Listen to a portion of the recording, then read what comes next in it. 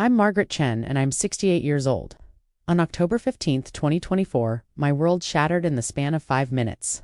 It was a Tuesday evening around 6:30 p.m. My grandson Jake had stopped by after work to help me move some boxes in the garage. Jake was 23, a third-year plumbing apprentice, and the only one of my grandchildren who'd chosen a trade instead of college. His father, my son David, had never forgiven him for it. "Grandma, when's the last time someone serviced your water heater?" Jake called from the utility closet off the kitchen. "Oh, your father had someone look at it back in June," I said, stirring the soup I was making for dinner. "Why?" Jake didn't answer right away. I heard him moving around. Then, silence. Then I heard something that made my blood run cold, a sharp intake of breath, followed by muttered cursing. "Jake, everything okay?" He appeared in the doorway of the utility closet, his face completely drained of color. His hands were shaking. He was staring at his phone like he'd seen something horrific. "Grandma." His voice was tight, controlled, barely above a whisper. "I need you to turn off the water main right now. Don't ask questions. Just do it." I'd never heard that tone from him before. "Jake, you're scaring me. Turn it off now." He was already dialing 911, his fingers fumbling. "We're leaving this house in 5 minutes. Pack a bag, essentials only. Medication, documents, phone charger." My heart was hammering. "What did you find in there?" "Grandma, please." His eyes were brimming with tears. "Your water heater's been modified. It sits a bomb. Someone rigged it to explode. We need to get out." The room tilted. I grabbed the counter to steady myself. Jake was already talking to the 911 operator. "Yes, 447 Maple Grove Drive. I need police and the fire department immediately. Someone's installed an explosive device disguised as a water heater repair." "My grandmother lives here alone." He listened, then said, "I'm a licensed plumbing apprentice. I know what I'm looking at. This isn't an accident." I moved on autopilot, turning off the water main with shaking hands.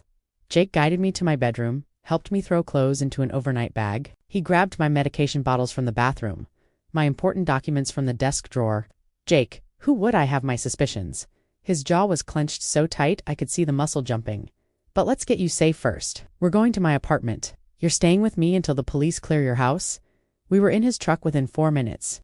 As he backed out of my driveway, I saw him take several photos of the house on his phone. "I need to document everything," he said. "Timestamp location? Condition of the property when we left? You think someone's going to say we're lying?" He didn't answer, but his expression told me everything. We were 5 blocks away when my phone started ringing. "David, my son?" "Don't answer it," Jake said sharply. "Jake, he's my son, Grandma, please. Trust me, don't answer." The phone rang 6 more times. Then my daughter-in-law Christine started calling, then texting. "Margaret, where are you? David stopped by and your house is empty. We're worried. Call us immediately. This isn't funny. We need to know you're safe." Jake glanced at the messages. "That was fast." "Really fast? What do you mean? How did they know you weren't home?" "I didn't tell anyone we were leaving. Did you?" I hadn't. My stomach turned over. "Check Facebook," Jake said grimly. I opened the app on my phone. Christine had posted 19 minutes ago. "Has anyone seen Margaret Chen? She's not at her house and not answering her phone. She's 68 and we're very concerned. Please contact us if you've seen her." "We left 20 minutes ago," I whispered. "How did she?" "They were watching the house. Jake's knuckles were white on the steering wheel, or they have cameras. Or both." 2 police cars passed us, heading in the opposite direction, lights flashing, no sirens. Jake pulled into his apartment complex, a modest building near the community college. "Come on, let's get you inside and safe. Then I'm going to tell you what I found, and you're going to tell me everything about the last 6 months." His apartment was small but clean, 1 bedroom, which he immediately offered to me. He made me tea while I sat on his secondhand couch, still shaking. "Okay." He sat across from me, his phone recording. "I need to document this conversation for the police. Is that okay?" I nodded.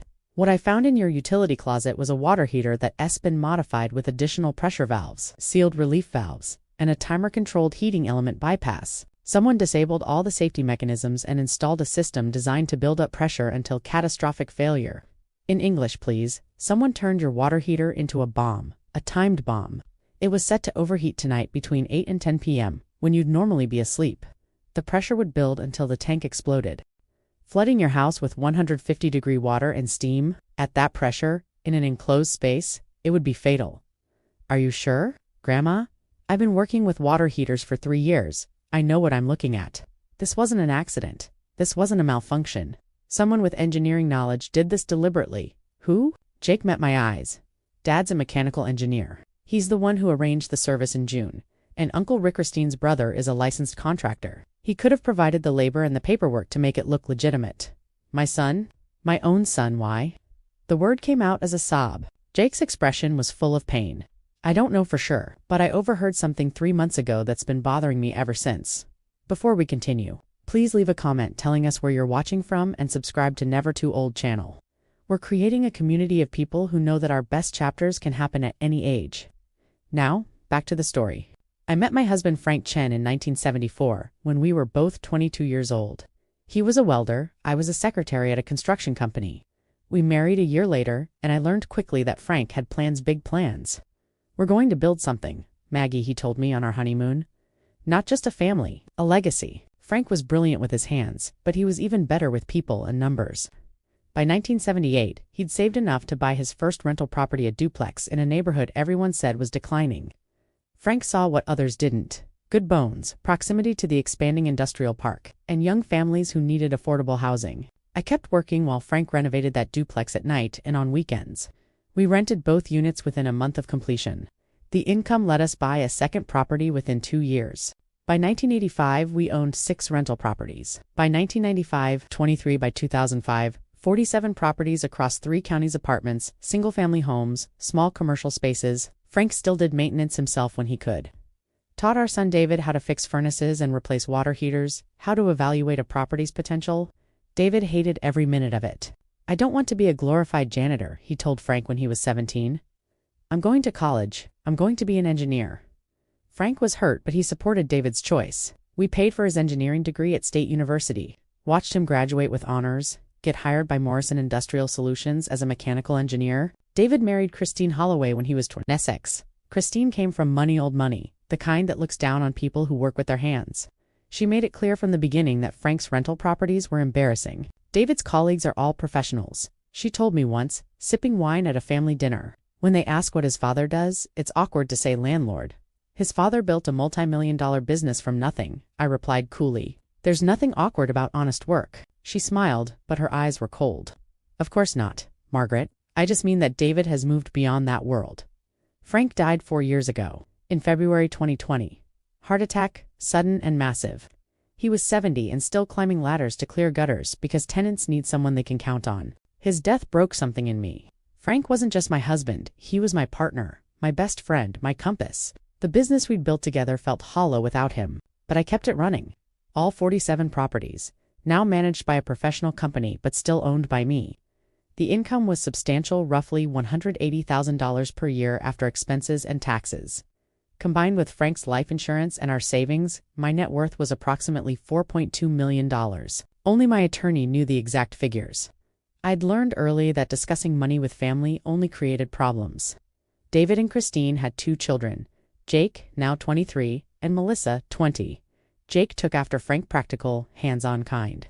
He'd skipped college to enter a plumbing apprenticeship, saying he'd rather build things than push papers. David stopped speaking to him for 6 months.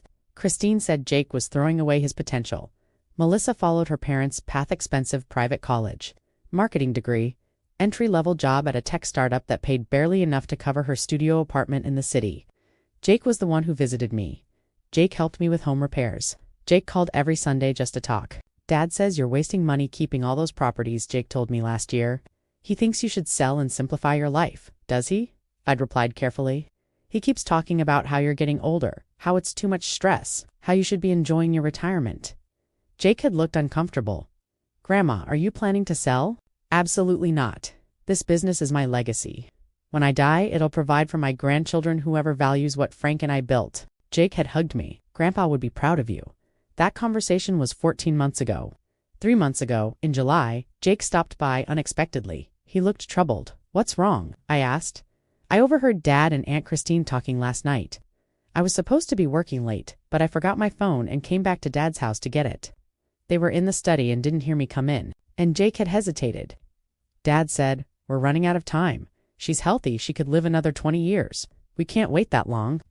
And Christine said, "Rick thinks there's a way to make it look accidental. He's done it before." My blood had run cold. Done what before? I don't know. I left before they saw me. Grandma, I'm probably overreacting. They were probably talking about something else, but he'd looked scared, and now I knew why. Jake, I said now, sitting in his apartment, tell me exactly what you heard. Every word you can remember. He took a deep breath. Dad said, the business is worth millions, and she's sitting on it like a dragon hoarding gold. We're drowning in debt while she collects rent checks. Christine said, we tried convincing her to sell. She won't listen. Then Dad said that thing about running out of time, and Christine mentioned her brother Rick Kunkel Rick. The contractor saying there was a way to make it look accidental that he'd done it before, and what happened then? Dad said, how long?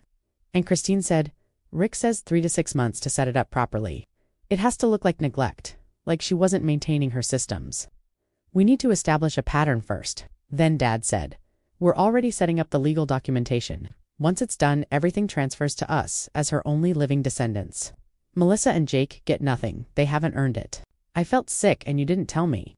Grandma, I didn't have proof. It was just a conversation I overheard. I thought maybe I misunderstood. Maybe they were talking about a business deal or a TV show, or his voice cracked. I didn't want to believe my own father would hurt you. When did David arrange the water heater service? June 19th, I remember because it was Dad's birthday. He said you'd mentioned the water heater was making noise, and he'd arranged for a professional to check it out. I never mentioned any noise. Jake closed his eyes. So he lied to you to get access to your utility closet? My phone was exploding with messages now. David, Christine, even Melissa calling. Mom, where are you? We're filing a missing person report. Margaret, this is ridiculous. We're your family. Call us now. Grandma, please call. Mom and Dad are freaking out. Are you okay? Don't answer any of them, Jake said. We need to talk to the police first. Tell them everything. Show them Christine's Facebook post and the timing. Show them the call logs. They're going to say I'm a paranoid old woman. No, they're not, because I'm a licensed plumbing professional who can testify about what I found. And because we're going to get an attorney involved tonight. Tonight? Grandma, attempted murder of a senior citizen is serious. We need legal protection before Dad and Christine start spinning this as you having dementia or being mentally unstable. He was right. God, he was right. I know an attorney, I said, Martin Vickers. He handled Frank's estate. He's tough. Call him now. Tell him everything. I made the call. Martin answered on the second ring, listened to my shaking explanation, and said 6 words that changed everything. Don't say another word to anyone. I'm coming to you tonight with a contract and a plan. Give me the address. Jake texted him the apartment address. He'll be here in an hour, I told Jake. He said the police will want to interview us, but he'll be present for all questioning. Good. Jake was pacing now, his carpenter's hands opening and closing.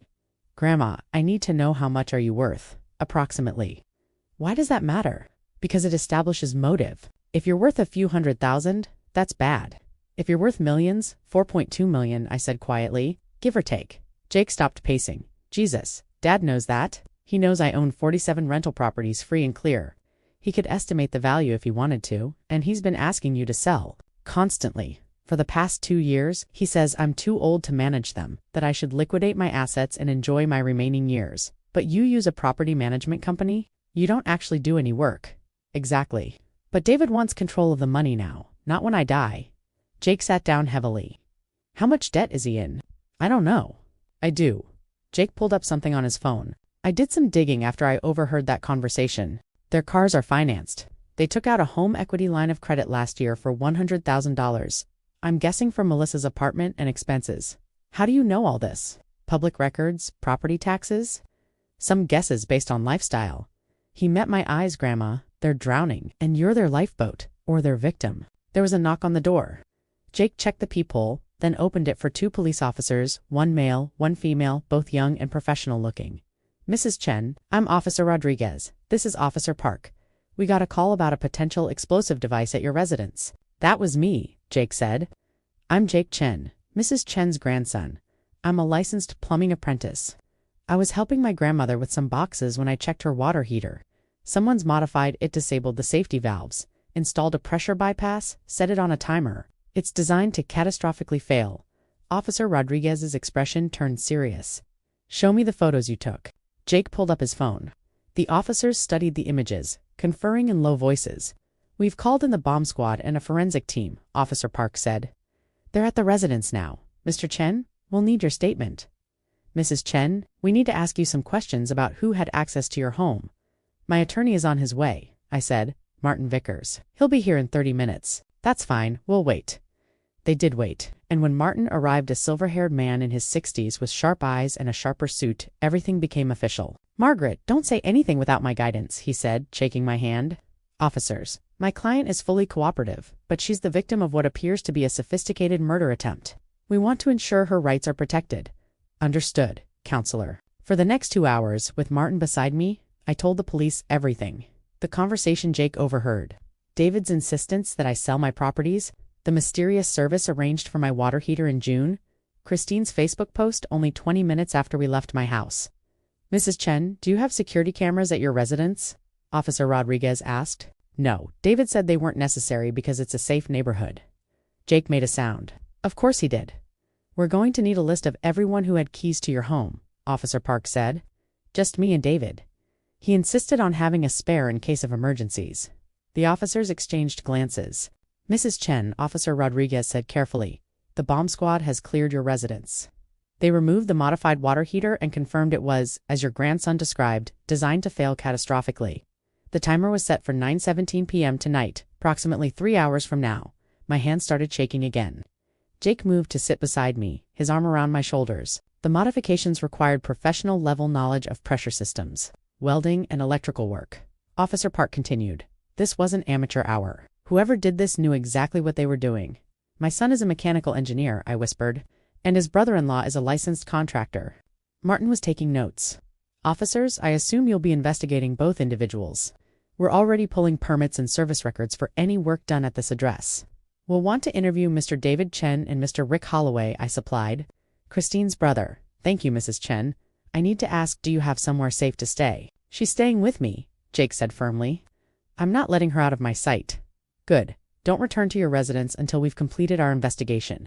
And Mrs. Chen, if your son or daughter-in-law contact you, don't engage. Document every message, every call, but don't respond." "We're filing for an emergency restraining order first thing tomorrow," Martin said. "And we're going to need to discuss power of attorney, updated will, and protective orders for Mrs. Chen's financial assets." After the police left, Martin turned to me with an expression I'd never seen before, pure, cold fury. "Margaret, someone tried to murder you, not rob you. Murder you. And based on what you've told me, your son and his family had motive, means, and opportunity. I know. Do you want my honest assessment?" "Yes." This was planned months in advance. The conversation Jake overheard in July, the water heater service in June, they were setting up a pattern, making it look like you were neglecting your home maintenance. When the explosion happened, they could claim you were declining, not maintaining your systems properly, that it was a tragic accident, but the insurance investigation would have found a poorly maintained water heater that failed. David could claim he'd offered to help, that you'd refused. He'd be the grieving son, not the beneficiary who'd arranged your death. I felt like I was going to be sick. "There's something else," Martin said. "Jake, you mentioned Christine's brother claimed he'd done it before. I'm going to hire a private investigator to look into Rick Holloway's history. If he's done this before, there might be other victims." "Jesus," Jake muttered. "Margaret, I need you to understand something. This is going to get worse before it gets better. Your son is going to claim you're mentally unstable, that you're being manipulated by Jake, that you're paranoid. He's going to fight back." "Let him," I said, surprised by the steel in my own voice. "Frank and I spent 40 years building something real. I'm not going to let our son destroy Ator me to pay off his credit cards." Martin smiled grimly. "Good, because we're going to bury him." The next morning, Martin arrived at Jakey's apartment at 7 a.m. with a private investigator named Sarah Torres and a file that was already 2 inches thick. "I couldn't sleep," Martin admitted, setting up his laptop on Jake's kitchen table. "So I spent the night pulling everything I could find on David Chen and Rick Holloway." Sarah Torres was a woman in her 50s with gray-streaked black hair and eyes that missed nothing. "Mrs. Chen, I'm going to be direct with you. I've been investigating financial crimes and elder abuse for 23 years. What I'm seeing here follows a very specific pattern." She opened her own laptop. "Let's start with motive. David Chen, age 46, annual salary $118,000. Christine Chen, age 44, unemployed since 2019. Primary residence purchased 2021 for $875,000 with 10% down. Current mortgage balance $782,000. Monthly payment, including taxes and insurance, $5,347. Jake whistled. "They also have 2 car loans totaling $68,000. A home equity line of credit with a $98,000 balance, and credit card debt estimated at $45,000 based on credit bureau data. Sarah looked up. Conservatively, they're paying $8,500 per month just in debt service. That's more than 70% of David's take-home pay. How are they surviving? I asked. They're not. They've been late on their mortgage 3 times in the past year. Their credit cards are maxed out. They're in financial freefall. Martin pulled up another document. Now, let's look at what they expected to inherit. Margaret, you own 47 properties free and clear, worth approximately $4.2 million. Your estate plan, drafted in 2020, leaves everything to your grandchildren Jake and Melissa in equal shares, with David named as executor but with no personal inheritance except a $50,000 bequest. Frank and I decided that together, I said. We wanted to provide for our grandchildren's futures, not bail out David's lifestyle choices. Does David know this? Sarah asked. He knows he's the executor. I never told him the specific distribution, so he assumes he inherits everything, Jake said slowly. He thinks he's drowning in debt for just a few more years, and then he'll be a millionaire. Exactly, Martin said. Except Margaret is 68, and in excellent health. She could easily live to 90. That's 22 more years of debt, stress, and financial decline for David and Christine. So they decided to speed up the timeline, Sarah said bluntly. Now let's talk about Rick Holloway. She pulled up a photo of a man in his 50s, handsome in a weathered way, with contractor's hands and cold eyes. Richard Rick Holloway, age 51. Licensed general contractor, specializes in HVAC and plumbing systems. Owns Holloway Home Solutions. Here's where it gets interesting. Sarah clicked to another document. In 2018, Rick worked on a home renovation for a 73-year-old widow named Patricia Drummond. 3 months after Rick completed work on her boiler system, she died in her sleep from carbon monoxide poisoning. The death was ruled accidental, poorly maintained boiler, inadequate ventilation. My blood went cold. Patricia's daughter challenged the ruling, Sarah continued. She claimed her mother's boiler had been recently serviced and should have been safe. She demanded an investigation into Rick Holloway's work. The case went nowhere. It had documentation showing the boiler was old, that he'd recommended replacement, that Patricia had declined for cost reasons, but he'd created that documentation after the fact, Jake said. We can't prove it, but the pattern is there. Patricia Drummond was worth approximately $600,000, a paid-off house and savings. Her will left everything to her 2 daughters equally. After her death, one daughter received her inheritance, the other daughter, Lynn Drummond Holloway. Rick's wife received her half and used it to expand Rick's contracting business. I felt sick he killed his mother-in-law for $300,000. We can't prove it. But 6 years later, he's coaching his sister on how to do the same thing to you. $4.2 million. Martin leaned forward. Margaret, Sarah's going to track down Patricia Drummond's surviving daughter. If she's willing to talk, her testimony could be crucial. It establishes a pattern of behavior. What else do we need? I asked. Everything, Sarah said. I'm going to pull phone records for David, Christine, and Rick for the past year. I want to see how often they were communicating, especially around June when the water heater was serviced. I'm going to get records of who pulled the permit for that work if a permit was even filed. I'm going to find out if Rick or any of his employees were at your house that day. The police have the water heater itself, Martin added. They're doing a forensic analysis. If they can match tools or techniques to Rick's work, that's physical evidence. What about Christine? Jake asked. She was part of this too. Christine's the planner, Sarah said. She's the one who'd coordinate everything, make sure there were no loose ends. I'm betting she was handling the legal paperwork, getting power of attorney documents ready, updating beneficiary designations, maybe even forging your signature on documents you never saw. Can you prove that? I'm going to try. Margaret, I need you to pull all your financial records, bank statements, property deeds, insurance policies. Anything David or Christine might have had access to? We need to verify nothing's been altered or forged. For the next 6 hours we worked. Martin filed an emergency restraining order against David, Christine, and Rick Holloway. Sarah began her investigation, making calls and pulling records. Jake stayed with me, helping me compile documents, fielding the increasingly frantic calls and messages from his parents. Jake, your grandmother needs help? She's clearly having some kind of breakdown. Son, this is Dad. I know you think you're protecting Grandma, but you're making things worse. She needs family right now, not lawyers. Jake, Mom's crying. You're breaking this family apart. Don't respond, Martin advised. Every message they send is evidence of their desperation. At 2 p.m., Detective William Morrison arrived at Jake's apartment. He was a man in his late 40s with a weathered face and sharp eyes. Mrs. Chen, I'm heading up the investigation into the device found at your home. I need to ask you some detailed questions. With Martin present, I answered everything. When I told him about the conversation Jake had overheard in July, Detective Morrison's expression turned grim. That's premeditation. That's conspiracy to commit murder. He turned to Jake. You're prepared to testify to what you heard? Yes, sir. Good, because we've analyzed the water heater. The modifications required professional tools and expertise. The timer mechanism was sophisticated, set to activate when you'd normally be asleep, with a backup system in case the first trigger failed. How long would it have taken to install? Martin asked. 4 to 6 hours, minimum. Whoever did this had extended access to Mrs. Chen's utility closet. The service appointment in June, I said. David said the technician would be there from 10 a.m. to 4 p.m. I left the house, David insisted. I should run errands so I wouldn't be in the way. Detective Morrison made a note who arranged the appointment. David, he said he'd found a reputable service through his professional network. I'm betting that service doesn't exist, Sarah said. Or if it does, they have no record of any appointment at Margaret's address. Detective Morrison nodded. We're checking that now, Mrs. Chen. I need to warn you when we bring your son in for questioning. Things are going to escalate quickly. He's going to claim you're mentally unstable, that your grandson is manipulating you, that this is a misunderstanding. I'm ready, are you? Because based on what I'm seeing, your son spent months planning your murder. People who are capable of that don't give up easily. Then, I guess he'll find out I inherited more than just Frank's business, I said. I inherited his spine too. Detective Morrison almost smiled. Good, because you're going to need it. Over the next 3 days, the evidence mounted. Sarah Torres tracked down Patricia Drummond's surviving daughter, Carol Wheaton, who lived in Arizona. Carol agreed to a phone interview that Sarah recorded. My mother was healthy, Carol said, her voice shaking. She died 3 months after Rick worked on her boiler.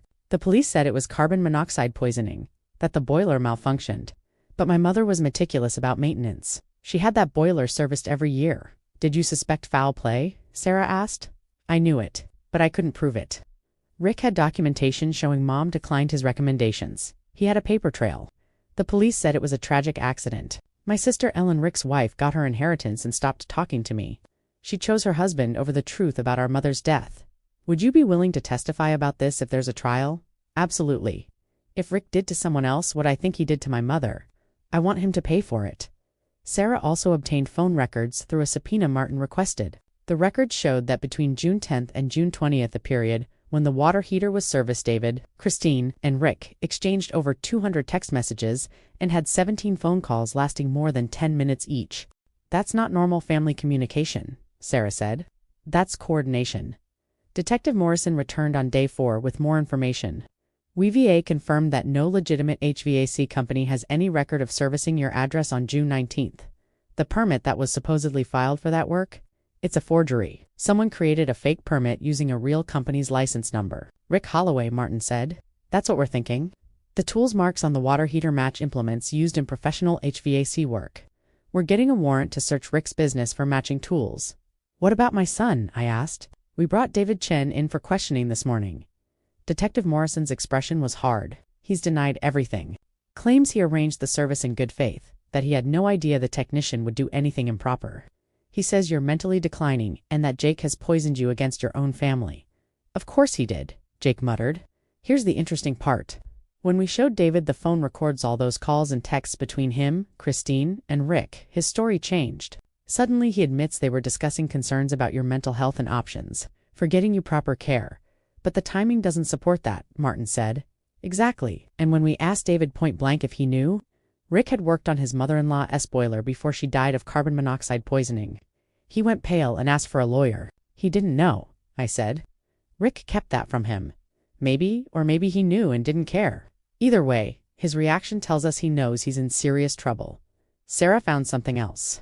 Financial planning documents on David's home computer, obtained through a second warrant. Margaret, David created a spreadsheet projecting inheritance scenarios, she said, showing me her screen. He calculated property values, estimated taxes, and projected cash flow from liquidating your estate. The date on the file, June 2nd, 2 weeks before the water heater was serviced. He was planning what to do with my money before I was even dead. He also drafted a power of attorney document, assigning him authority over your finances. It's dated July 15th, signed with your name. Is this your signature? I looked at the document. Absolutely not. I never signed this. That's forgery and identity theft on top of attempted murder, Martin said grimly. We've got him, but we needed more. We needed Rick to flip on David, or David to flip on Rick. We needed someone to break. That break came on day 6. Rick Holloway's business partner, a man named Tom Peterson contacted Detective Morrison voluntarily. "I've known Rick for 15 years, Tom said in his recorded statement. But 6 months ago, he started acting strange, secretive. He took jobs without telling me, kept separate books. When I asked him about it, he said he was doing family favors." "Did he mention the Chen family?" Detective Morrison asked. "Not by name. But in June, he took 3 days off work, said he had a personal project. When he came back, he was in a good mood.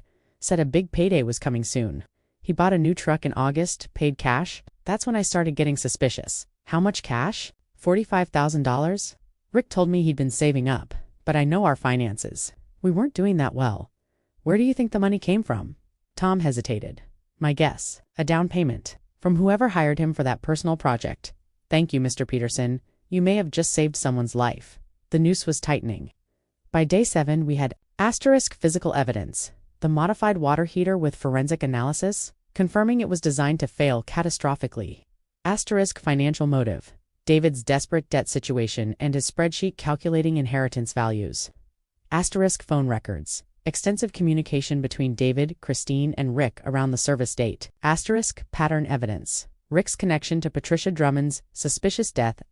Witness testimony. Jake's overheard conversation. Tom Peterson's statement. Carol Wheaton's suspicions. Forgery evidence. The fake power of attorney with my forged signature. Timeline. Everything aligned to show months of planning. "It's enough," Detective Morrison said in a meeting at Martin's office. "We're arresting all 3 of them tomorrow." "What are the charges?" I asked. "For David Chen, attempted murder, conspiracy to commit murder, elder abuse, identity theft, and forgery. For Christine Chen, conspiracy to commit murder, elder abuse, and identity theft. For Rick Holloway, attempted murder, conspiracy to commit murder, elder abuse, and fraud. Depending on what we find regarding Patricia Drummond's death, additional charges may be filed." "How long could they get, if convicted on all counts?" "David's looking at 15 to 25 years. Christine, 10 to 15. Rick, 22 life. If we can prove he killed Patricia Drummond, I should have felt relief. Instead, I felt hollow." "This is real, isn't it?" I said quietly. "My son tried to kill me for money." Martin's expression was gentle. "Margaret, some people can't see past their own needs. David stopped seeing you as his mother years ago. You became an obstacle to the life he thought he deserved. Frank would be devastated. Frank would be proud of you," Jake said fiercely. "You're protecting yourself. You're making sure they can't hurt anyone else. That's what Grandpa would want." He was right. Frank had always said, "Take care of your own, Maggie. But don't let anyone, family or stranger, walk over you." "Okay," I said. "Let's finish this." The arrests happened on October 23rd, 8 days after Jake discovered the water heater. Detective Morrison coordinated with prosecutors to move quickly. At 6 a.m., police arrested David at his home. At 6:15 a.m., they arrested Christine. At 6:30 a.m., they arrested Rick Holloway at his business. All 3 were charged with multiple felonies and held on $500,000. Bail, each high bail set specifically because of flight risk and danger to the victim. Jake and I watched the news coverage from his apartment. Police have arrested 3 individuals in connection with an alleged murder plot targeting a 68-year-old grandmother, the news anchor said.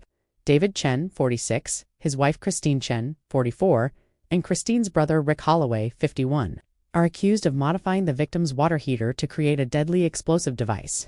They showed pictures of David, Christine, and Rick in handcuffs, being led into the police station. The victim, whose identity is being protected, owns substantial real estate holdings in the area, the anchor continued. Police say financial motive appears to be a factor in the case. The investigation is ongoing. My phone rang. "Melissa, my granddaughter, Jake, should I answer?" I asked. "Put it on speaker," he said. I answered. "Hello, Melissa, Grandma." She was crying. "Grandma, what's happening?" "Mom and Dad were arrested. The police took them in handcuffs. They're saying attempted murder. That can't be right." "Tell me it's not right, Melissa.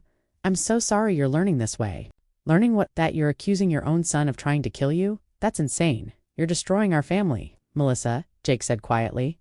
"Dad tried to kill Grandma. I found the device. I saw what he did. I'm the one who called the police." "You're lying. You've always hated Dad because he expected more from you than being a plumber.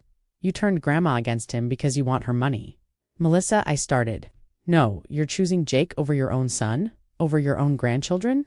How could you?" "Melissa, I love you. You have a funny way of showing it. Mom's in jail, Grandma, jail. Do you understand that? And you're sitting there accusing her of trying to murder you when all she's ever done is care about you? Your mother helped plan my death," I said, my voice breaking. She and your father spent months preparing to make me have an accident so they could inherit my estate and pay off their debts. You're crazy. You're actually crazy. Melissa was sobbing now. Jake poisoned your mind. I'm never speaking to either of you again. She hung up. Jake looked devastated. I'm sorry, Grandma. I didn't think she'd see. She's in shock, I said. And she's been listening to David and Christine her whole life. She doesn't know the truth yet. Will she ever believe it? I don't know, but other people did believe it. My attorney Martin arranged for me to meet with my property management company, Greenfield Property Management. I'd been working with them for 12 years, since Frank's health started declining. The owner, Linda Greenfield, was a no-nonsense woman in her 60s who'd built her company from nothing. Margaret, she said, gripping my hands when we met at her office, we heard about the arrests. I cannot believe David did this to you. You know him. He's been calling me for 2 years, asking about your properties, trying to get information about revenue and expenses. I told him every time that you were my client, not him, and that I wouldn't discuss your business without your permission. He never mentioned that to me. I'm not surprised. Last month, he showed up here with a power of attorney document, said you wanted him to take over managing your affairs. I refused to recognize it and told him he needed to have you call me directly. He was furious. Do you still have that document? I do. I scanned it and filed it away because something felt wrong. Could you send it to my attorney? It might be forged. Linda's expression turned cold. I'll do it today. Margaret, your husband Frank was one of the most honest men I ever worked with. For David to do this to you, it's unforgivable. Thank you, Linda. You need anything at OU, call me. This company stands behind you 100%. More support came from unexpected places. Frank's old welding buddy, Tom Morrison, no relation to Detective Morrison, called me. Maggie, I saw the news. That was your son they arrested. Yes, Tom. Frank would have knocked his teeth out. Tom's voice was thick with emotion. That boy never appreciated what you and Frank built.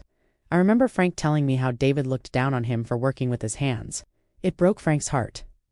I know. You need anything, Maggie. Money for attorneys. Place to stay.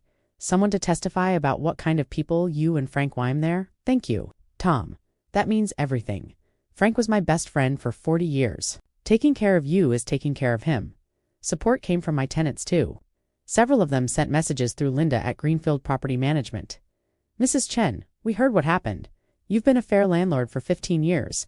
If you need character witnesses, we're here. Margaret, you fixed our furnace in the middle of winter when we had a newborn. You're good people. We'll testify for you. Mrs. Chen, your husband helped my son get his first job in construction. We don't forget that, whatever you need. Even people I barely knew reached out. The owner of the hardware store where Frank bought supplies for 40 years, the woman who ran the diner where we had breakfast every Sunday, the pastor at the church we'd attended, though I'd stopped going after Frank died. Your community is rallying, Martin said, reviewing the messages. That's going to be powerful if this goes to trial. You think it will? Depends on whether David and Christine take a plea deal. The evidence is overwhelming. Their attorneys are going to advise them to plead guilty in exchange for reduced sentences. And Rick's a different story. He's already being investigated for Patricia Drummond's death. If the evidence supports a murder charge there, he's never getting out. On October 28th, 5 days after the arrests, Martin arranged a meeting with the prosecutors handling the case. Assistant District Attorney Jennifer Walsh was a sharp woman in her 40s who specialized in elder abuse cases. Mrs. Chen, I want you to know that we're taking this case very seriously, she said. Attempted murder of a senior citizen. Conspiracy.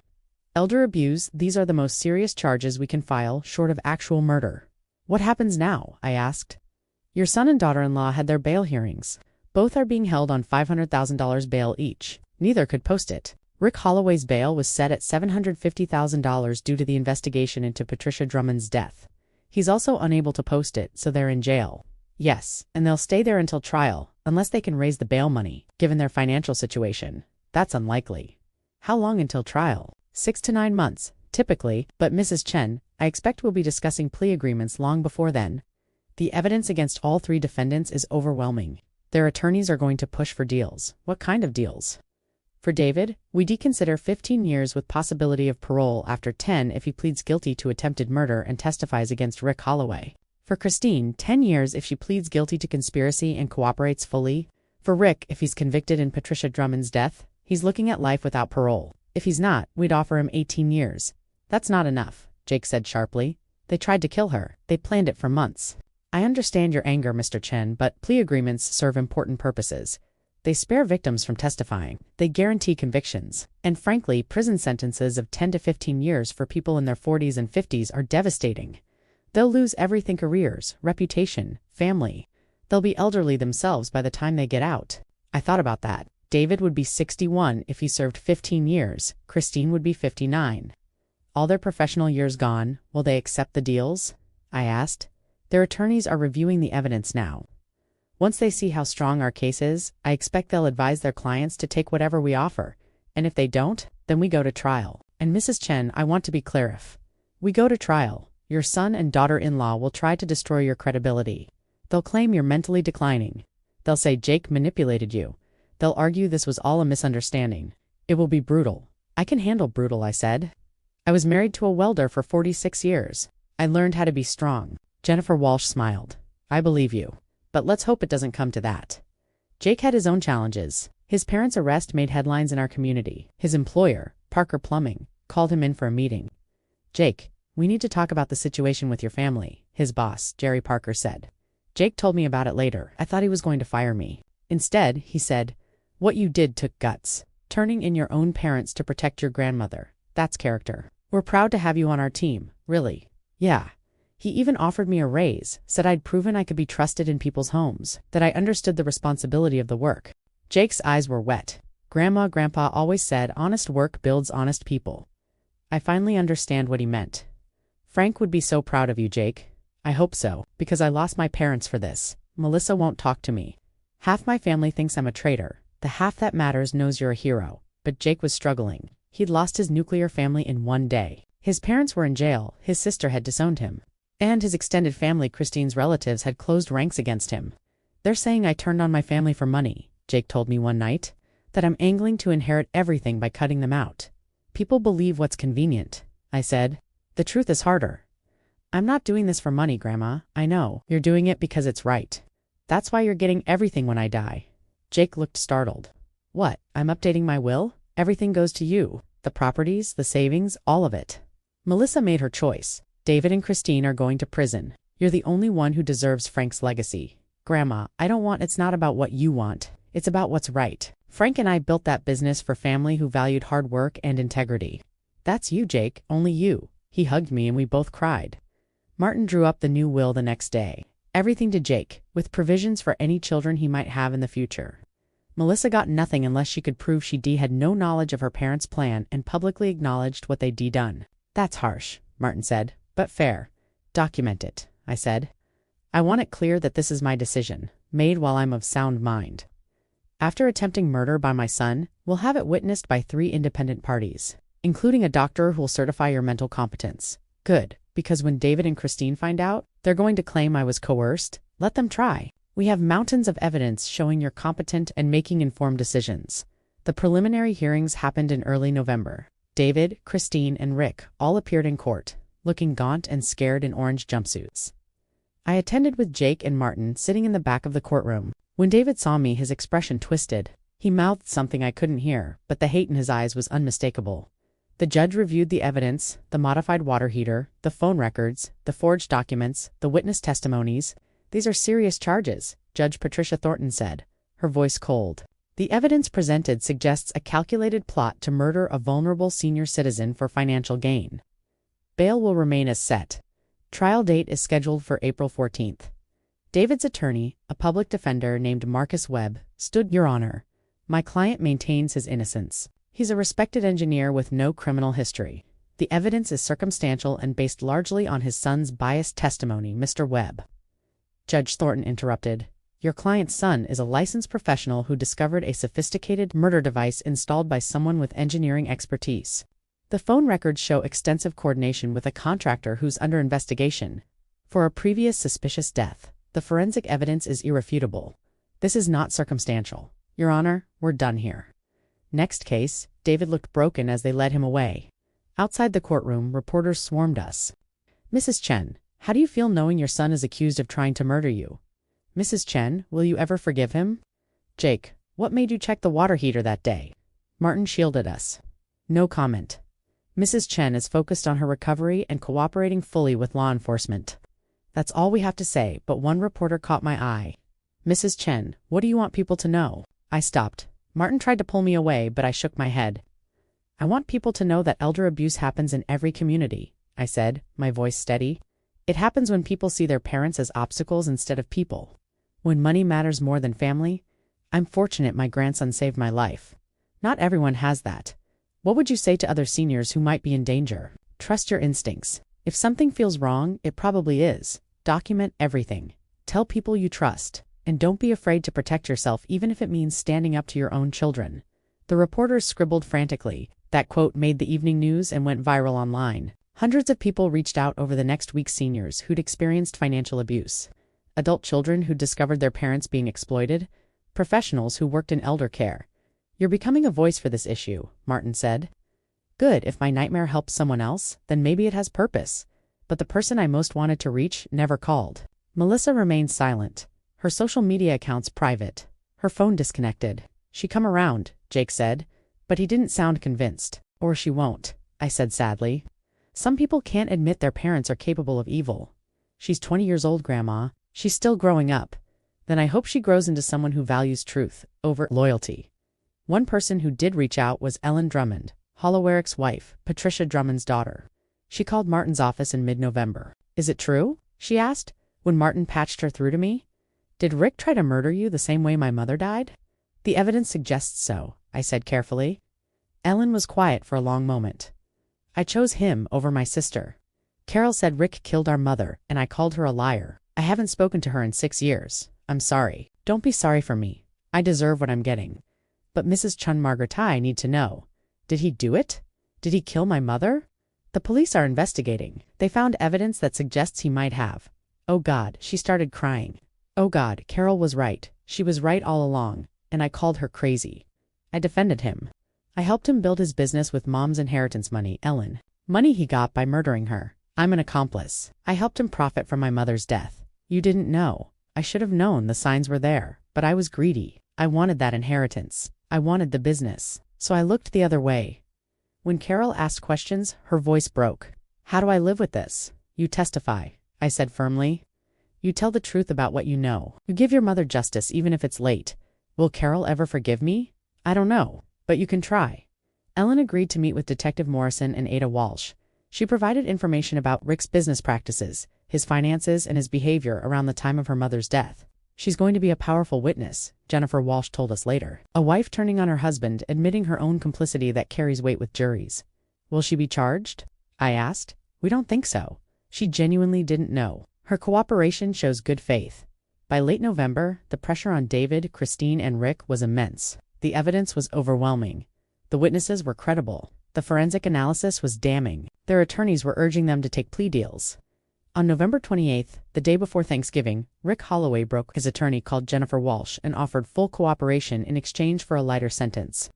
Rick's willing to testify against David and Christine, Jennifer told us in an emergency meeting. He's willing to admit he modified the water heater, that he was paid $50,000 by David to do it, and that he advised David on how to make it look like an accident. What does he get? Martin asked. 18 years eligible for parole after 12, and he has to plead guilty to involuntary manslaughter in Patricia Drummond's death. That's not enough, Jake said angrily. It guarantees convictions for David and Christine, Jennifer countered. With Rick's testimony, they have no defense. We can put them away for 15 to 20 years each. What about Rick testifying that he's done this before? I asked.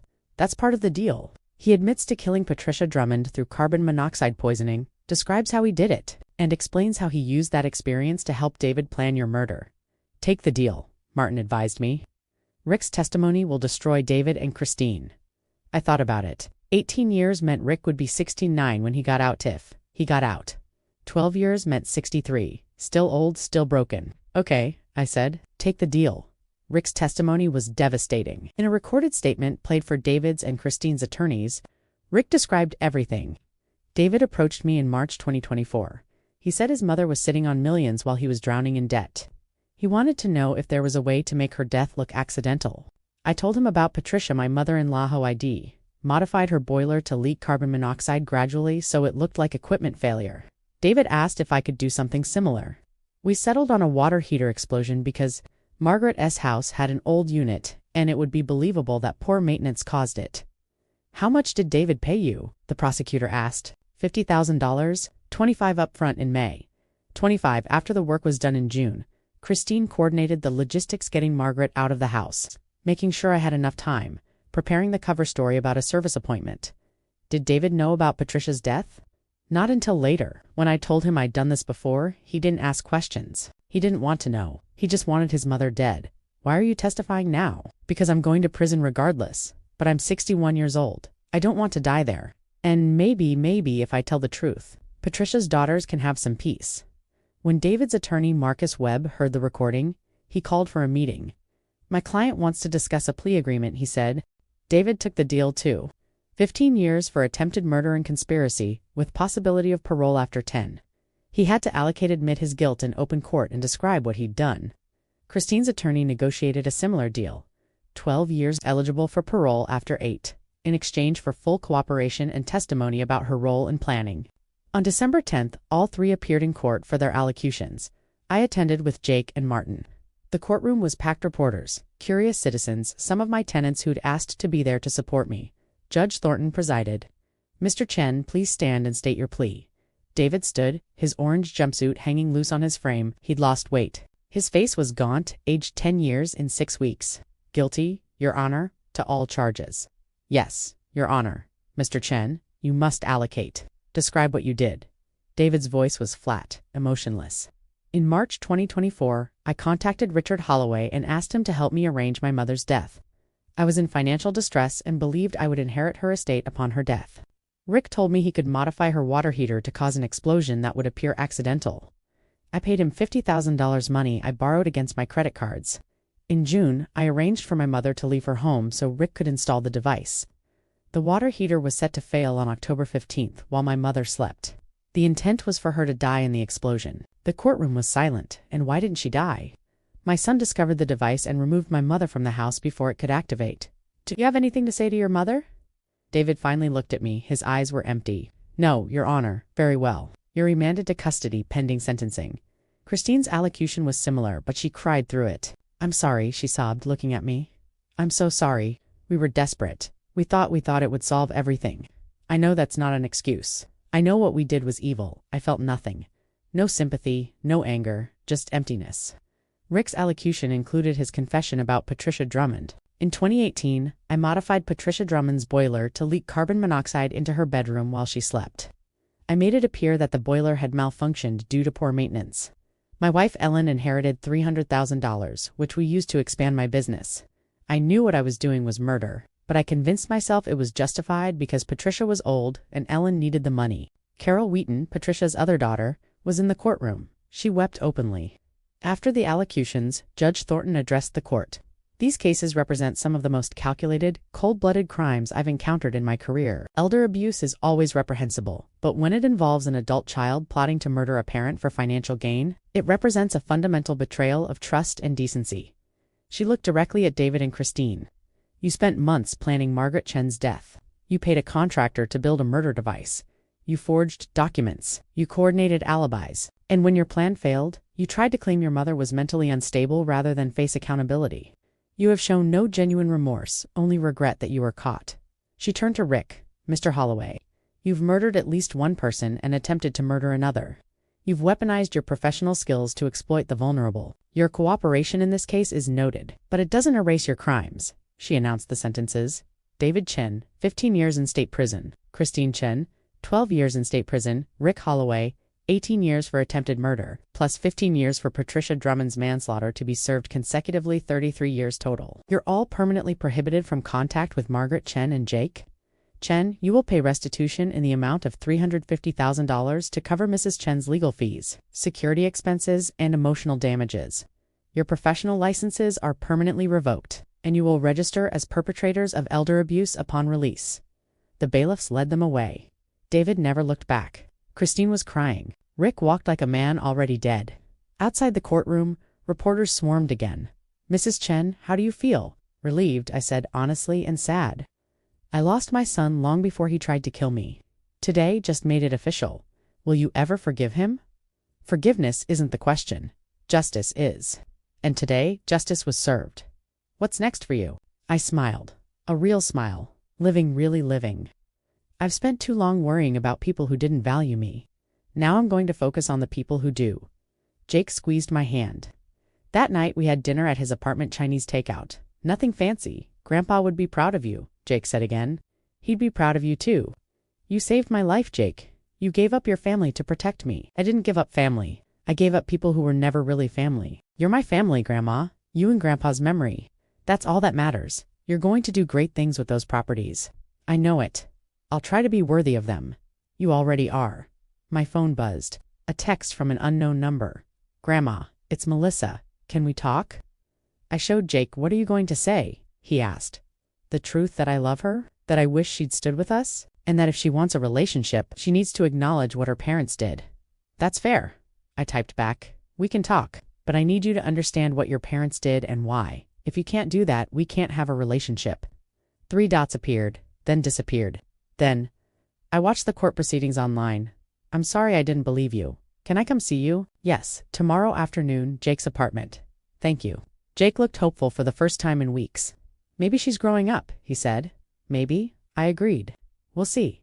6 months later, in June 2025, I stood in the office of Greenfield Property Management, signing papers to transfer half my rental properties to Jake. Are you sure about this? Linda asked, though she was smiling. Absolutely. Jake's been working with the properties for 6 months now. He knows them better than I do. And Frank always wanted the business to stay in the family, a family that appreciates what it represents. Jake looked overwhelmed. Grandma, this is too much. It's not enough. But it's a start. I turned to Linda. The remaining properties stay in my name for now, with the understanding that they'll go to Jake when I die. I'm also setting up a trust fund for any children Jake has in the future. What about Melissa? Linda asked carefully. Melissa gets a $100,000 trust fund that she can access at age 25, provided she maintains a relationship with me and Jake and continues her education or career training. It's generous, but it's conditional. Melissa had come to visit that day in December, 2 weeks after her parents' sentencing. She'd been quiet, pale, clearly struggling. I didn't know, she'd said immediately. Grandma, Jake, I swear I didn't know what they were planning. We believe you, I'd said. I should have seen it. Dad was so stressed about money. Mom kept talking about how unfair it was that you had so much. While they struggled, but I never imagined she'd broken down crying. Jake had hugged her. It's not your fault, Mel. I said terrible things to both of you. I accused Jake of poisoning your mind. I called you crazy. You were in shock, I'd said. You believed your parents because that's what children do. But now you know the truth. How do I live with this? How do I go to family events knowing my parents are in prison for trying to murder you? There are no family events anymore, I'd said bluntly. Your parents destroyed this family. What we rebuild is up to us. Over the following months, Melissa had proven herself. She'd gotten therapy. She'd visited regularly. She'd apologized to Jake repeatedly. She'd even testified at a restitution hearing, supporting our case for financial compensation. I don't expect to inherit anything, she'd told the judge. My parents tried to murder my grandmother for money. I just want a chance to prove I'm not like them. The judge had been moved. So was I now, 6 months later. Melissa had transferred to a community college to study business management, her choice, not her parents' expectations. She worked part-time for Greenfield Property Management, learning the rental business from the ground up. I want to understand what Grandpa Frank built. She'd told me. I want to appreciate it the way he would have wanted. She'd never be Jake. She'd made too many mistakes, stayed silent too long. But she was trying. That counted for something. I sold the house on Maple Grove Drive. I couldn't live there anymore, couldn't sleep, in a house where my son had installed a murder device. Instead, I bought a condo in a secure building downtown, close to Jake's apartment. The properties were thriving. Under Jake's management, occupancy rates had increased. He'd implemented Frank's philosophy: treat tenants with respect, maintain properties well, charge fair rents. Profits were up 18%. You're a natural, Linda told him. Your grandfather would be so proud. I was proud too. Jake had expanded the business, bought 2 more properties with his own saved money, partnered with a local nonprofit to provide affordable housing for veterans.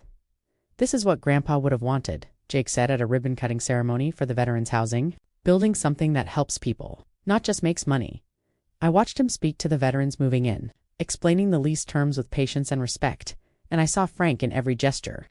The court ordered David, Christine, and Rick to pay $350,000 in restitution. They couldn't pay it. They'd lost everything. Their house had been foreclosed, their cars repossessed, their retirement accounts liquidated to cover debts. They'll be penniless when they get out, Martin told me. If they get out? Rick wouldn't. At age 79, he'd die in prison. David might get out at age 56 if he survived 15 years inside and if parole was granted. Christine might get out at 52. What will they do? I asked Martin. Work minimum wage jobs. If anyone will hire them, live in poverty. Carry the stigma of elder abuse and attempted murder for the rest of their lives. It should have made me feel better. It didn't. It just made me sad. Frank used to say that people make choices, and choices have consequences, I said. David chose money over family. Now he lives with that choice. Do you ever think about visiting him? Martin asked. No. What would I say? I'm sorry you tried to kill me. I hope you've learned your lesson. He made his choice. I made mine. That's harsh but fair. I learned from Frank. Be kind until kindness becomes weakness. Then, be steel. One afternoon in late June, Jake and Melissa came to my condo for dinner. I made Frank's favorite pot roast with potatoes and carrots, the recipe I'd learned from his mother 50 years ago. This is really good, Grandma, Melissa said. Your grandfather loved it. He'd eat 3 plates if I let him. We were quiet for a moment, remembering Frank. Do you think Grandpa would forgive Dad? Melissa asked suddenly. Jake and I exchanged glances. I think Frank would be disappointed, I said carefully. He taught David everything he knew about hard work, integrity, and building something real. David rejected all of it.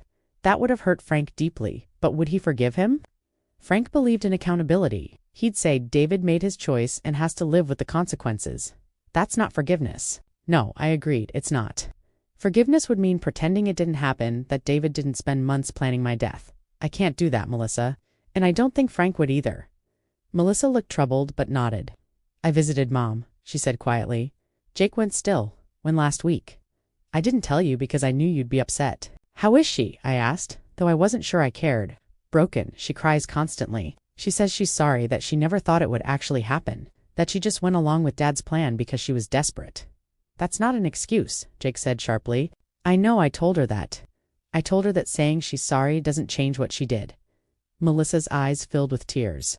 She asked about you, Grandma. She wanted to know if you were okay, if you'd ever consider forgiving her.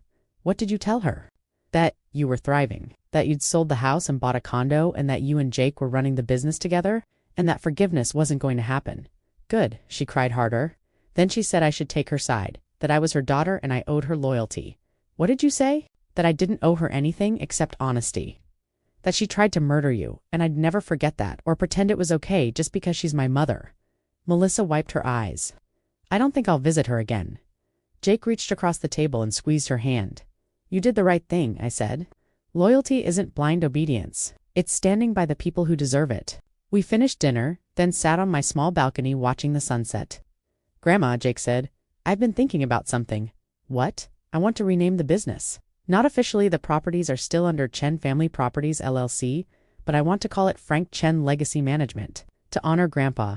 My eyes filled with tears. He'd love that. Will you help me design a logo? Something that represents what he built? Yes, absolutely yes. We spent the next hour sketching ideas, welding torches crossed with house keys. A skyline made of tools, Frank's calloused hands holding a deed. This, I said finally, pointing to a design that showed a simple house with strong foundations. Frank always said a house is only as good as its foundation. That's what he built, strong foundations. Perfect, Jake said. A week later, I got a letter from Carol Wheaton, Patricia Drummond's daughter. Dear Margaret, I wanted to thank you, because you survived and because Jake saved you. My mother finally got justice. Rick pled guilty to her manslaughter. He admitted he killed her. After 6 years of people telling me I was paranoid and vindictive, I finally have proof that I was right. I know that doesn't bring Mom back. I know it doesn't erase the 6 years my sister and I didn't speak, but it's something. I've been in contact with Ellen, Rick's wife. She's devastated. She's divorcing him and trying to rebuild her relationship with me. It's slow, but we're trying. Thank you for being brave. Thank you for fighting back. You showed that it's possible to stand up to family members who betray you, even when everyone says you should be quiet and forgiving. You're my hero. With deepest gratitude. Carol Wheaton, I cried when I read it. Frank would have said that Patricia's justice mattered, that standing up to Rick had protected future victims. One good thing came out of this nightmare, I told Jake, showing him the letter. Patricia's daughters have peace, and we have ours, Jake said. He was right. For the first time since Frank died, I felt at peace. The business was thriving. My grandchildren, the ones who mattered, were in my life. I had a comfortable home, good health, and financial security. Most importantly, I had my self-respect. I'd stood up to my son. I'd refused to be a victim. I'd protected myself and Jake, and ensured that David and Christine faced consequences.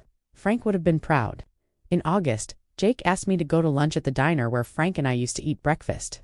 "There's someone I want you to meet," he said mysteriously. At the diner, a young woman was waiting, pretty, with kind eyes and a warm smile. "Grandma, this is Amanda. She's a carpenter too. We met on a job site 3 months ago." Amanda shook my hand. "Mrs. Chen, Jake talks about you constantly, about you and his grandfather, about the business you built together, does he? He says you taught him what real strength looks like. Not giving up even when family betrays you." I glanced at Jake, who was blushing. "Amanda's grandfather was a carpenter too," Jake said. "She grew up learning the trade, just like I learned plumbing from Grandpa." "My grandfather died last year," Amanda said. "He was 91. He worked until he was 80. I think he and your husband would have gotten along." "I think so too," I said. We had lunch, talked about carpentry and plumbing, and the satisfaction of building things with your hands. Amanda was smart, grounded, clearly crazy about Jake. When she excused herself to use the restroom, Jake leaned over. "What do you think?" "I think your grandfather is smiling down right now." "She's wonderful, Jake." Yeah. She values what you value. That's everything." 6 months later, in February 2026, Jake and Amanda got engaged. They were married in May in a small ceremony at the Veterans Housing Complex Jake had helped develop. I walked Jake down the aisle, insisted. "Your grandfather would have done this," I told him. "Since he can't, I'm standing in." "Thanks, Grandma. Frank would be so proud. You found someone who gets it, who understands what matters." The wedding was small but perfect. My tenants came. Linda from Greenfield Property Management came. Tom Morrison, Frank's old welding buddy, came and cried through the whole ceremony. Melissa came too, serving as one of Amanda's bridesmaids. She'd grown up so much in 18 months. She was working full-time for Greenfield now, taking business courses at night, saving money. "I'm going to buy my first rental property next year," she told me at the reception. "Something small. A starter Frank would approve." "I hope so. I'm trying to make up for everything you are. Keep going." David and Christine sent letters from prison. I burned them without reading them. Whatever they had to say, I didn't need to hear it. By late 2026, nearly 2 years after Jake discovered the water heater, my life had transformed. The business was worth over $5 million now, with Jake adding properties and improving systems. He was a natural manager, combining Frank's people skills with modern technology. Melissa had bought her first property, a duplex, in a neighborhood similar to the one Frank and I had started with 50 years ago. She was learning maintenance, tenant relations, and property management. She called me every Sunday with questions and updates. "It's harder than I thought," she admitted one Sunday. "But it's satisfying. When a tenant thanks me for fixing something quickly, I feel like I accomplished something real." That's what Frank always said. Real work, real value. I wish I'd known him better. I wish I'd listened when he tried to teach me things. He knew you loved him. That's what mattered. Amanda was pregnant with my first great-grandchild, due in March 2027. They'd asked me to help choose the name. "If it's a boy, we're thinking Frank," Jake said. "He'd be honored. And if it's a girl, surprise me," I said, smiling. I was 70 years old now, healthy, active, financially secure, and surrounded by people who valued me. I thought about David, sometimes 51 years old, sitting in a prison cell, knowing he wouldn't get out until he was 56 at the earliest, knowing he'd destroyed his career, his reputation, his family. I didn't hate him. I didn't forgive him either. He was just a consequence, a cautionary tale. The son who valued money over people and paid the price. Christine would be 50 in prison. Rick would die there. Do you ever feel guilty?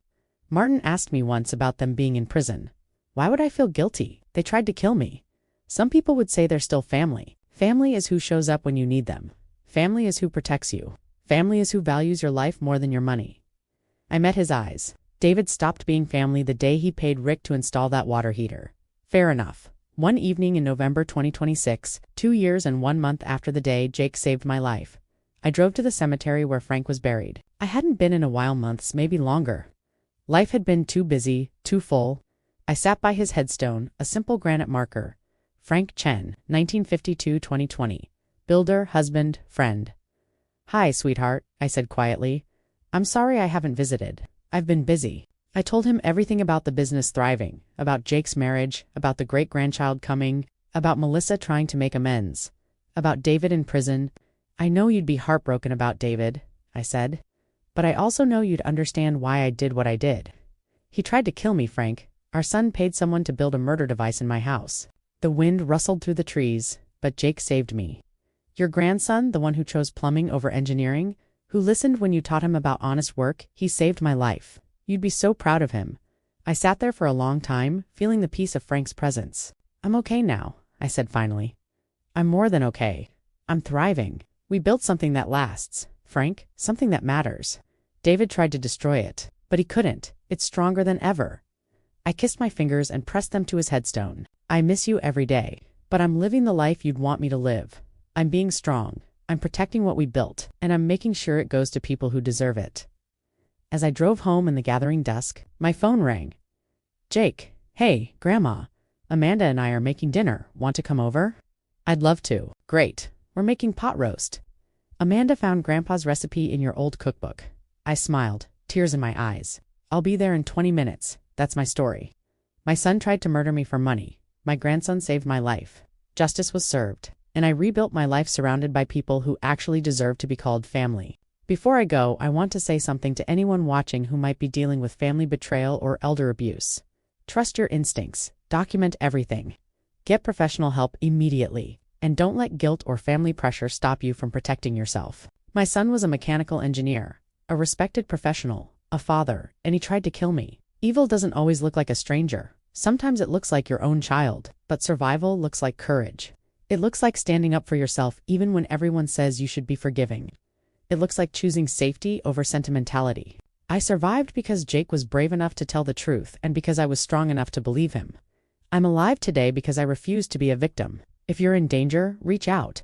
Tell someone. File a report. Get an attorney. Do whatever it takes to protect yourself. You are worth protecting.